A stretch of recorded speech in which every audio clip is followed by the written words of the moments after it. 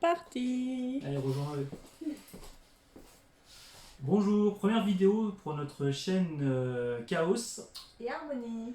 Donc voilà, petite chaîne culture geek. On va parler beaucoup de rétro gaming, cinéma peut-être à un moment donné, manga et autres. En gros, toutes les passions de monsieur, quoi. Madame aussi. Tu suis. Oui, je suis. Tu voilà. suis avec plaisir. Avec plaisir. Voilà. Donc, Et je découvre. oui, c'est un plaisir. Alors moi, c'est un plaisir de te faire découvrir. Et moi, c'est un plaisir de découvrir toutes les passions qui l'animent. Donc nous allons parler principalement effectivement de rétro gaming, donc tout ce qui est jeux vidéo avant l'arrivée de la Xbox 360 et de la PS4. On parlera un petit peu de PS4 et d'Xbox, mais plus vraiment axé rétro. On va se présenter brièvement nos parcours. Bon, bah alors, moi, c'est Harmonie, donc 30 ans. Après, au niveau des jeux vidéo, donc moi, quand j'étais enfant, hein, j'ai connu la Super Nintendo. Après, c'était vraiment la seule console que j'avais chez mes parents, donc j'étais pas non plus une grosse gameuse, hein, je jouais avec ma soeur, avec mon père, bon, voilà, rien de folichon. Et puis bon, bah, après, avec les années, j'ai fait un petit peu voilà, Nintendo DS, bon, voilà, les petites consoles comme ça, mais j'ai jamais été une grande passionnée. Maintenant, je redécouvre finalement cet univers qui m'était finalement totalement inconnu, hein, enfin quasi Totalement, inconnu. pas totalement non plus. Hein. Bon, j'ai des souvenirs, hein, mais. Quels sont les souvenirs jeux vidéo qui ont marqué ton enfance? Bah alors, quand j'étais enfant, donc la Super Nintendo, bah, ça a été surtout les jeux Donkey Kong, Aladdin, les Mario Kart aussi. Avec ma soeur, on faisait beaucoup de Mario Kart. Là, pour le coup, j'avoue, j'étais plutôt douée. Mais après, non, il n'y avait pas. Plutôt doué, d'après elle. Hein. Oui, bon. À l'époque, j'y jouais quand même plus souvent, donc ça va, j'arrivais quand même à battre ma soeur, donc c'était pas mal. Sachant que pour le coup, ma soeur est une gameuse, hein. Donc elle est vraiment jeu à fond, donc non, j'étais plutôt contente, hein. Je me débrouillais plutôt bien. Mais du coup, oui, non, j'ai des bons souvenirs, surtout de Donkey Kong. Après, Aladdin aussi, ouais, je joue beaucoup à Aladdin. Faut préciser qu'il était meilleur sur Mega Drive. Dites en commentaire ce que vous en pensez. Bon, on testera parce que pour le coup, moi j'ai que la version Super Nintendo, donc on verra, on testera tout ça. Test. Mais donc non, après après je voyais souvent mon père jouer, donc du coup j'ai quelques jeux, mais alors les titres, faudrait qu'on me les remette devant, puis je dirais ah oui ça je connais effectivement, mais sinon voilà un petit peu pour le petit topo, le petit tour me concernant. D'accord. À ton tour maintenant. Alors moi c'est un peu plus long, donc là, ça a commencé il y a pas mal d'années, on remonte dans les années début 90, voire fin 80. Donc on a commencé sur de la Master System, très très bon souvenir avec Alex Kidd in Miracle World. Je pense que beaucoup connaissent et savent que c'est un jeu fantastique, très très bon souvenir, très dur, mais à l'époque de toute façon on n'avait pas les moyens, on avait un ou deux jeux dans l'année, donc on les retournait. Je reviens sur l'époque, je m'as dit fin 80, 90, je suis né en 91. Bon, effectivement, hein, tu nous as peut-être pas dit ton âge. Ah oui c'est vrai, 38 ans, voilà. Ouais. Petit 8 ans de plus, voilà, qui fait sa différence. Effectivement, pour moi c'est un autre monde. Hein. Donc voilà, Master System, on a les débuts. Après on est passé très rapidement sur la Mega Drive. Mega Drive, console magnifique avec énormément de souvenirs. Les Sonic, les Street of Rage, les Rocket Knight Adventure, les Mickey. Enfin, il y a tellement de jeux de malades sur cette console. Après un petit peu de squattage chez les amis, de la Super Nintendo, du Mega CD, on a tâté un peu du Sonic CD, du Final Fight. Ça c'était une tuerie quoi.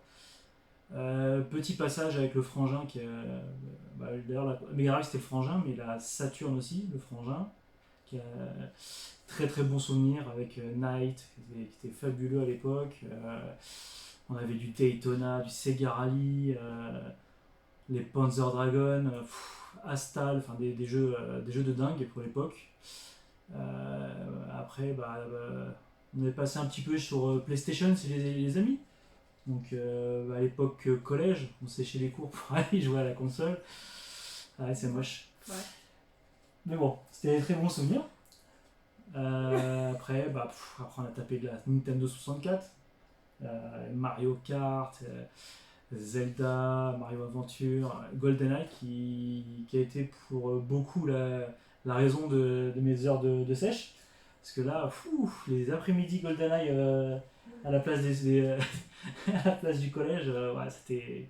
Ok, on comprendra pourquoi l'orthographe c'est plutôt fort. Hein. C'est ça. C'est à cause de GoldenEye. Voilà, je te ferai tester d'ailleurs à l'occasion. Ouais, bah oui, faudra. Donc voilà. Après, petite pause dans les jeux vidéo. On va dire qu'on a découvert les filles, on sortait, du coup les jeux vidéo c'était plus trop ça. Et puis petit retour aux jeux vidéo, un petit peu avec des potes, de la Dreamcast, très bon souvenir, Shenmue qui était fabuleux. Qu'est-ce qu'il y avait encore mince, je vais retrouver le nom, Power Stone, tous les Street Fighter, enfin il y avait beaucoup de jeux aussi magnifiques sur cette console. Après il y a eu une petite part de nostalgie, donc on a commencé à avoir une petite envie de jouer à Street of Rage, on a acheté une petite Mega Drive. Ouais. Et puis le début, bah oui, parce que comme vous pouvez voir, je collectionne le rétro. Donc on a mis le nez dedans avec une petite Mega Drive pour rejouer à Street of Rage.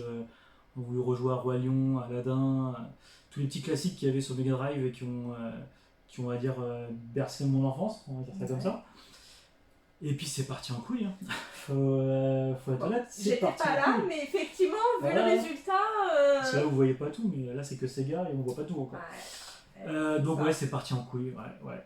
Alors j'en suis là aujourd'hui.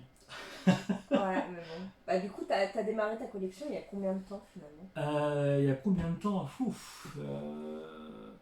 Je dirais 15-20 ans gros max, 15 ans je pense. Ouais, un bon 15 ans, pas loin de 20. Et puis au début c'était slow, hein, ça y allait doucement, c'était une petite Mega Drive avec quelques jeux, après ça a été une Nintendo 64 pour refaire GoldenEye, Mario Kart, au fur et à mesure, voilà. Hein. Après qu'est-ce que j'ai récupéré après? Après ça a été, je crois que j'ai récupéré une Master System, après une Dreamcast, et puis après je suis parti sur Nintendo, c'est vrai que Nintendo j'ai pas fait beaucoup, j'étais sur le côté Sega. C'était pas vraiment les jeux que tu manipulais quand t'étais plus jeune. Bah non, c'est que quand on était plus jeune, il y avait les plus vieux sauront et comprendront, il y avait une guerre fratricide entre Sega et Nintendo. T'avais choisi ton camp? J'ai pas choisi mon camp, je suis né dedans en fait. C'est avec mon frangin, c'est mon frangin qui était dans Sega. Moi je suis passé, on va dire, j'ai été malgré moi, bon gré, et ça m'en a pas déplu. Lancé en Sega parce qu'il y avait du Sega à la maison, hein, tout simplement. Et puis bah voilà, après tu continues quand tu es dans une firme, tu suis ton trait. À l'école, au collège, Nintendo c'est mieux, Sega machin c'est mieux, c'était des guerres, donc tu défends ton beefsteak. Et puis en grandissant, en devenant moins con, tu te rends compte que bah oui, chez Nintendo il y a des trucs géniaux, et que s'il n'y a pas une marque mieux que l'autre, et que chacun a ses petites pépites, à ses exclusivités. Aujourd'hui c'est un peu moins le cas, aujourd'hui c'est beaucoup multi-support. Mais à l'époque, il faut savoir que il y avait quand même, d'après moi, il y avait quand même beaucoup plus d'exclus. T'avais quand même les multi-supports, genre les classiques. Tu parles genre d'exclus, genre par exemple comme Donkey Kong sur Nintendo. Exactement, c'est ça. Sur Donkey Kong, c'est vraiment une licence phare de Nintendo et qui est sortie que sur Nintendo. Ouais. Sega, c'était Sonic. Ouais. Jusqu'à la mort de Sega. Et, enfin, la mort de Sega. La mort de Sega sur le marché des consoles. Ouais. Et ils continuent à faire des jeux vidéo et du coup ils ont on va dire vendu leur boule à Nintendo, et puis maintenant on a des Sonic et Mario aux Jeux Olympiques. Enfin, moi ça me pique un peu les oreilles, mais donc voilà. Écoutez, je pense que cette vidéo a été pas mal pour présenter la chaîne, bien développée. Donc après le but aussi de la vidéo. Ah oui, le but de la chaîne, c'est-à-dire, oui, voilà, la chaîne. Le but de Le but de la chaîne, c'est de vous faire découvrir et partager avec vous, ceux qui sont déjà dedans, la passion du rétro gaming, vous faire partager mon évolution dans ma collection, donc mes nouvelles acquisitions, échanger avec vous sur des souvenirs d'enfance, les jeux que vous avez aimés, on peut en parler, on peut développer, on pourra faire des vidéos sur des jeux titres, des jeux phares, des jeux qui vous ont marqué ou qui vous ont marqué. Dites en commentaire les jeux que vous avez aimés, et on essaiera de voir si on peut en parler, faire une vidéo là-dessus. puis voilà, tout simplement partager, le partage, voilà. Ouais. Le rétro gaming, c'est pas seulement. Pour certains aussi, parce que pour oui, le coup, moi, ça va être beaucoup de découvertes, hein, parce que même si maintenant je commence un petit peu à comprendre comment c'est fait, en toute honnêteté, j'y connaissais rien il y a encore quelques mois, parce que bon, même si sa collection elle est là depuis un moment, ça fait un moment surtout qu'elle était dans les cartons et qu'au final je la découvrais pas vraiment. Donc j'avais pas vu encore l'étendue du bordel. Ça fait 3 mois qu'on l'a sorti, je crois. Ouais, ça fait 3 mois qu'on l'a sorti. Donc on vient juste de se mettre en place, c'est tout nouveau, tout frais. Ouais, elle traînait dans les cartons.